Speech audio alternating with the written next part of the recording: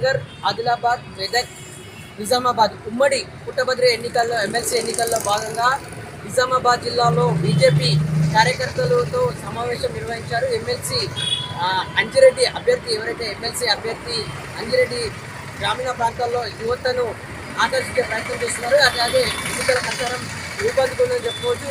నిజామాబాద్ జిల్లాలో ఊపందుకున్నది. అలాగే ఇటు కాంగ్రెస్ కూడా ఆయా పార్టీ శ్రేణులతో అవగాహన కార్యక్రమాలు కావచ్చు, అలాగే యూత్ని ఆకట్టుకునే ప్రయాణం ఆయా పార్టీలు ప్రధానంగా చేస్తూనే ప్రచారంకి రంగంలో చెప్పుకోవచ్చు.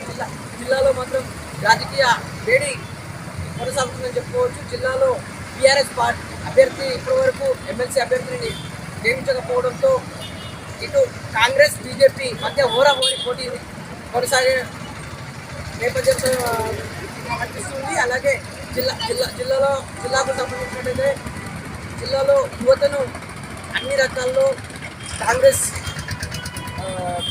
మోసం చేస్తుందని చెప్పేసి చెప్తున్నారు. అలాగే డబుల్ బెడ్రూమ్ కావచ్చు, రైతులకు రుణమాఫీ కావచ్చు, ఇలాంటి పథకాలు ఇంటర్మీడియట్ విద్యార్థులకు కూడా స్కూటీలు ఇస్తామని చెప్పి ఇచ్చినటువంటి విమర్శలను సైతం బీజేపీ ప్రభుత్వం ప్రజల్లోకి తీసుకెళ్తుందని చెప్పుకోవచ్చు. బీజేపీ ప్రభుత్వాన్ని ఎలాగైనా అధికారంలో రావాలని చెప్పేసి అభ్యర్థులు ఆయా పార్టీల నుంచి పోటాపోటీ నిర్వహిస్తున్నారు. ఓటు స్టూడియో నిజామాబాద్ నుంచి బసవరాజ్తో కెమెరామెన్ సాయిలు.